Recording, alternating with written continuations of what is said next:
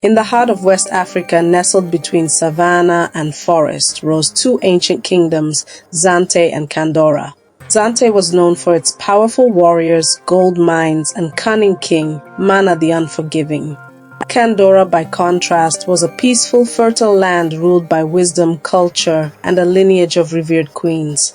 For centuries, the two lands existed in careful distance, separated not just by rivers and hills, but by politics, ambition, and blood.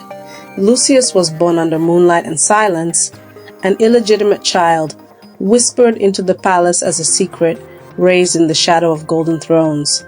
Though his mother was a village healer and not a queen, Lucius grew into a sharp, noble figure, tall, dark-eyed, with the fire of both ambition and yearning in his chest. King Mana saw potential in him but never love. Lucius was a tool, a blade to be unsheathed when needed. When whispers reached King Mana that Kandora's queen had grown ill and her only daughter, Princess Milan, had begun to court suitors, he devised a plan. He called Lucius to his war room, dark with oil lamps and stone maps. "Go," the king commanded, "win her heart, bend her will, and when she trusts you, Kandora shall kneel to Zante." Lucius, desperate to prove his worth, bowed deeply. He did not yet know that love would betray every sword, every crown, every kingdom. The journey from Zante to Kandora was long, winding through thorned roads and whispering groves. Lucius rode with a small caravan, posing as a scholar and poet seeking peace and beauty. He practiced his smiles, rehearsed his charm, and carried scrolls of love songs written for a woman he'd never met. But beneath the silken lies lay a quiet storm. He had always felt like an imposter. Now he was playing one for war. Kandora was unlike any land he had seen. The air was thick with perfume from blooming flowers, and every child laughed as though their world was untouched by conquest. The palace gates opened to him not with suspicion, but with open arms. Princess Milan, radiant and strong-willed, greeted him with a smirk and an eyebrow raised. "A poet?" she asked, "or another dreamer?" Lucius could only smile, his practiced charm momentarily undone by her fierce grace. Days turned to weeks. He shared songs by the river. She danced under moonlight. Lucius began to forget the maps etched in war rooms, the letters sealed with blood. He saw in Milan not just a princess, but a mirror, a soul wild and caged, clever and kind. And for the first time in his life, Lucius did not feel like a pawn or bastard. He felt chosen. Lucius found himself captivated not just by Milan's beauty, but by the way she listened. She didn't just hear his poetry, she questioned it, challenged it, asked what lay between the lines. Each conversation between them was a dance, every glance a duel. The game he was sent to play became a dream he did not want to wake from. Princess Milan, daughter of Queen Salama, was no stranger to politics or pretense. She had seen suitors kneel with golden promises, only to chase her crown. But Lucius was different. He didn't flinch at her intellect, nor was he obsessed with her status. She began to laugh more when he was near. Her guards watched carefully. The court began to whisper. At night, Lucius sat by the palace garden, staring at the moon, thinking of his father's command. But his heart was no longer loyal to strategy. It beat for Milan, and every moment spent with her pulled him further from Zante. In his dreams, she was not a target, she was a flame, and he was already burning. Back in Zante, King Mana grew impatient. His letters to Lucius remained unanswered, and his spies reported no movement towards seizing Kandora. Suspicion brewed. "The bastard grows too fond of silk," he muttered. Beside him, Elias, Mana's younger, legitimate son, listened with a smirk. Elias had always despised Lucius. Born with the crown in his blood, he hated the whispers that Lucius had more courage, more charm, more heart. When King Mana confided in him about Lucius's silence, Elias saw an opportunity. "Let me go," he said, bowing mockingly. "I'll bring back your conquest and your coward son's head if you wish." The king looked at Elias for a long moment, then nodded. "Go, end this. End this." With that, Elias departed, taking with him soldiers dressed as merchants and steel hidden in cargo. War had now left the chessboard and stepped into shadow. under the mango tree by Candora's river, Lucius finally told Milan the truth, not of his mission but of his love. "I came here with a lie," he whispered, "but I stayed because of a truth." She didn't smile, nor did she retreat. She simply asked, "Then stay, as the man you are, not the weapon you were sent to be." Milan led Lucius to Queen Salama that same evening. The queen, frail but wise, listened in silence. "You were sent to deceive," she said, "but even snakes can shed old skins. If you mean to love her truly, then stand with Kandora. Not just in word but in blood." Lucius knelt. He swore it before the gods, the queen, and the woman he could no longer betray. Word spread of their love. Kandora rejoiced, not knowing what crept behind the hills, Elias and his hidden swords, coming not just for Lucius, but for the heart of Kandora itself. Elias entered Kandora through shadowed roads. His men spread like oil through the village markets, charming guards and bribing innkeepers. Meanwhile, he watched the palace with cold eyes, hatred simmering. The sight of Lucius standing beside Princess Milan in public, laughing, beloved, was enough to drive a crack through his already venomous heart. That night, Elias broke into the palace court disguised as a nobleman from the west. He gained entry to the banquet held for Lucius and Milan's engagement. The celebration was warm, music thick in the air, but Elias's eyes never left his brother. As wine flowed, he approached Lucius with a toast, one that ended in a whispered threat. "Does she know," he hissed, "that you were meant to conquer, not cherish?" Lucius froze. Milan looked between them, sensing a shift. But before any truth could spill, a scream echoed from the gates. Soldiers, Zante-born, had begun their siege. The celebration turned to chaos. Milan was pulled away by her guards, and Lucius and Elias, once brothers, now stood face to face as enemies beneath a shattered chandelier.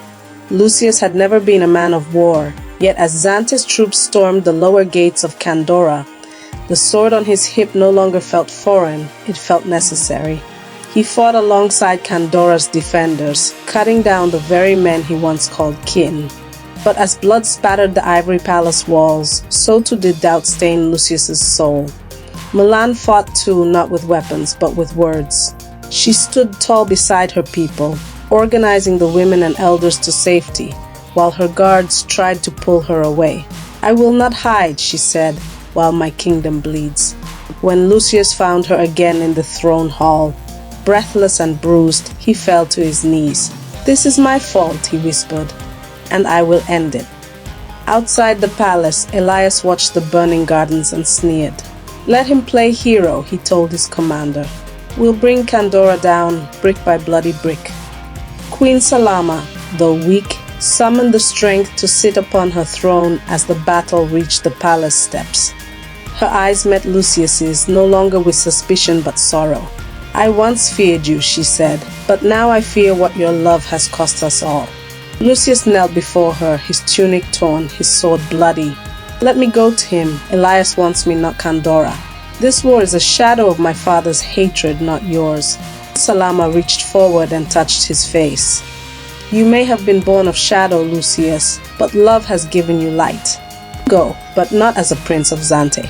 Go as the man you chose to become." He rose, kissed Milan's forehead, and left into the battlefield as dusk fell. The queen turned to her daughter, her voice ragged.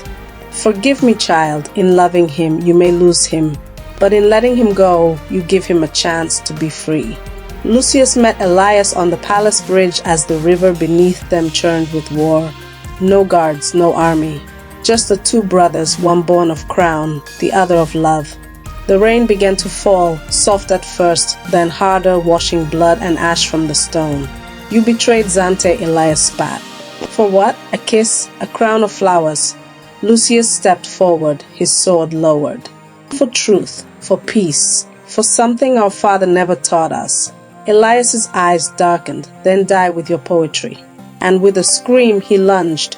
Their swords clashed like thunder, echoing through the crumbling palace. Neither spoke. It was a fight carved by childhood wounds, fatherly neglect, jealousy, and years of unspoken rage. And as the bridge cracked beneath them, both knew only one would leave it standing. Milan ran into the rain barefoot, screaming for them to stop. The sound of steel and thunder filled the air, but her voice rose above it. "You are brothers," she cried. "This isn't the way." But neither man heard her. Or perhaps they chose not to. Elias slipped first. His foot caught the edge of the broken stone, and Lucius reached out instinctively, grabbing his arm, eyes wide with terror. But Elias, prideful even in death, snarled and swung his blade again. This time it caught Lucius's shoulder. They both fell. Milan reached the bridge as their bodies struck the water below. She dove in without hesitation, but the river was unforgiving. It swallowed them all, Lucius, Elias, and Milan, dragging their story into its ancient silent depths. When the storm cleared, the battlefield lay quiet. Bodies of both Zante and Kandora soldiers were buried together in the soaked earth. At the riverbank, 3 stones were carved, one for Lucius, the prince who defied war, one for Milan, the princess who loved fiercely, and one for Elias, the prince consumed by pride. Queen Salama lived only a week after the funeral. Her final decree was etched in Candoran law. Let no child be judged by their parents' sin. Let no love be punished by politics. And so, in memory of 3 hearts broken by duty, a peace treaty was signed between Zante and Kandora, binding them forever. But in taverns, around fires, and whispered in lovers' beds, their story was told again and again. Not as a tale of kingdoms or crowns, but of love that dared to bloom in a garden of swords. Word of Lucius and Elias's deaths reached Zante before the rain dried in Kandora. King Mana, old and hunched, received the message with a hardened face. But when he read the details, that both his sons had died fighting each other, and the mission had failed, he turned pale, his strength draining like sand through fingers. Alone in his chamber, King Mana stared at the royal mirror, but did not recognize the man reflected. He had sent his firstborn to deceive, and his second to destroy, and now both were dust. He smashed the mirror with his staff. "My crown sits heavy," he whispered, "and hollow." From that day, the once feared king of Zante was rarely seen in public. The gold on his throne dulled. In his court, advisors whispered he lost the war, yes, but worse, he lost both sons.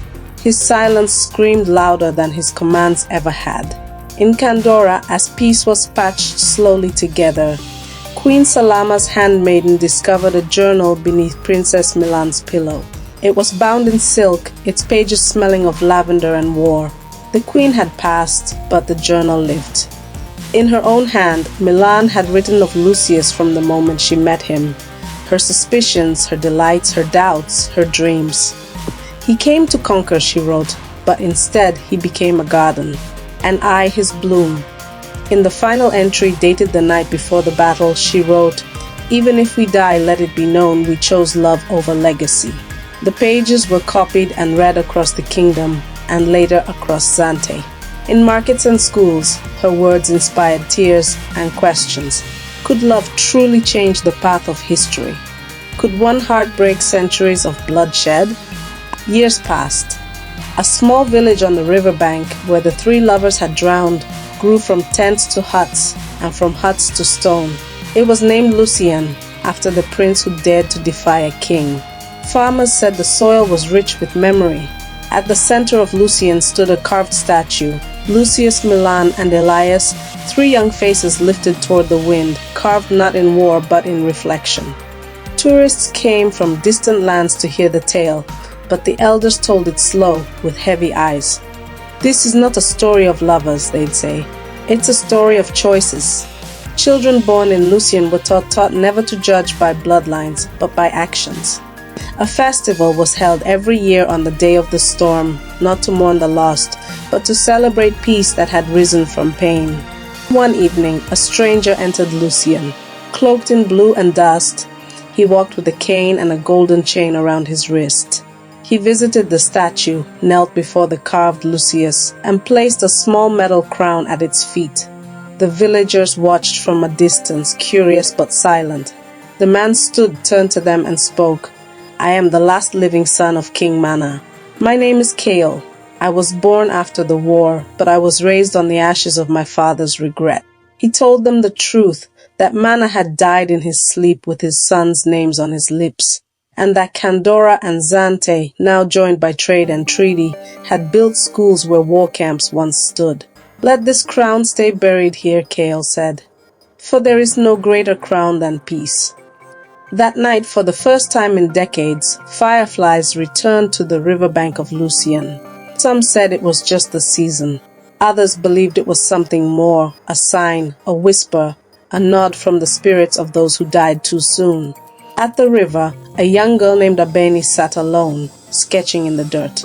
She had read Milan's journal 4 times. Her favorite line was, "Love is not weakness, it is a rebellion." She recited it like a prayer. Abeni's father watched her and smiled. "You will change the world," he said. And deep in the heart of Africa, where once kingdoms clashed, a new kind of power began to grow, not of swords or crowns, but of stories passed down and reborn. That night, Abeni dreamed she stood on the very bridge where Lucius and Elias once fought. But the river wasn't red, it was clear, glowing with stars.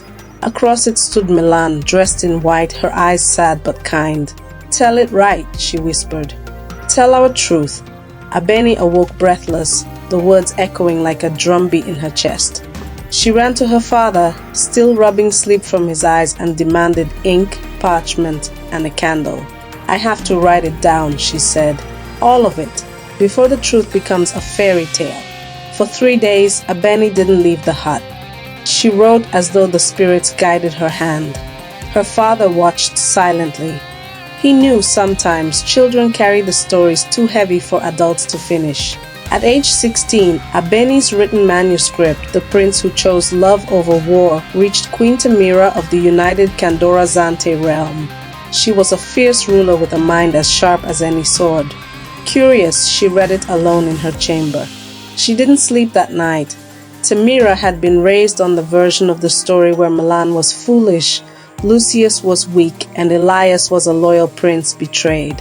But Abeni's tale was different, it bled truth. It told of love weaponized, duty misunderstood, and war born from broken men. The next week, the queen summoned Abeni to the capital. "You did not write for fame," she said. "You wrote for healing. This story must live in every school, on every stage." And just like that, the tale of the fallen 3 became required reading across the realm. In the mountains where Zante warriors once trained, now stood the Temple of Reconciliation. Its bell rang once every year on the anniversary of the river fall. Elders and students gathered in white cloth to read aloud from the prince who chose love over war. Lucius's speech before he went to the bridge had become sacred text. "I was not born of royalty, but of pain. And from that pain I choose peace." Some believed the words were rewritten for drama. Others swore they were true. Old soldiers who had once served King Mana came in silence, heads bowed. One even left his medals at the base of the temple steps. "We fought for orders," he told the child. "He fought for love. That is the greater cause." One rainy morning, Abeni, now older, wiser, and known as the healer of Kandora, was invited to speak at a gathering of foreign scholars. They wanted to know why the story resonated across lands untouched by the Kandoran War. Her answer was simple: because we've all been told who to be, instead of asked who we are. She spoke of Lucius, torn between blood and heart, of Milan, bound by duty and daring enough to choose passion, of Elias, twisted by jealousy and loss. This story is not just about royals. It's about all of us, she said. What happens when we forget to listen to ourselves, to love, to truth? The hall rose in applause, but Abeni didn't smile. She remembered her dream as a girl. Tell it right. And though she told it many times now, she knew the telling never truly ended. 50 years after the fall, an artist named Olamide unveiled his greatest work in the Lucian Hall of Peace. It was a mural that stretched 2 walls high and wide. On the left, Lucius and Milan danced under starlight, their hands nearly touching. On the right, Elias sat on a throne made of ash alone. The mural sparked controversy. Some thought it glorified weakness. Others saw a mirror of their own regrets. Abeni, now old, was wheeled in by her grandson to view it. She stared at it for a long time before whispering, "He got it right." As she left the hall, fireflies hovered near the windows. The gods swore they had never seen them in that season. Just nature, some said, but the storytellers of Lucian knew better. Some stories never end. They simply change the listener. In the marketplace of modern-day Lucian, a young man named Osei appeared. Tall, soft-spoken, with a birthmark over his left brow and eyes the exact hue of dusk. Elders paused when they saw him. He looked familiar. Not in face, but in energy, like an echo made flesh. Osei was a traveling herbalist, raised by a river widow in a far village. He'd never known his father, only that he was a man who left before his name could be taught. One evening he wandered into the Hall of Peace, stood before the mural of Lucius and Milan, and wept without knowing why. Later that night, a priestess approached him. In the archives of Kandora's palace, a letter long forgotten resurfaced. It had been sealed with Milan's emblem, never opened, addressed simply, "To the child I will never meet." The ink had faded, but the words still burned. She had written it weeks before the river fall. In it, she spoke not only of her love for Lucius, but of a fear that stirred within her body. She suspected she was with child. "If you ever find this," she wrote, "know that you were born of a love that tried to rewrite fate. You are not the shame of kingdoms. You are their chance to begin again." The letter spread like wildfire through Lucian and Kandora. People searched for descendants, for heirs. Some mocked it as myth, but others, especially those who saw Osei, believed the bloodline had returned.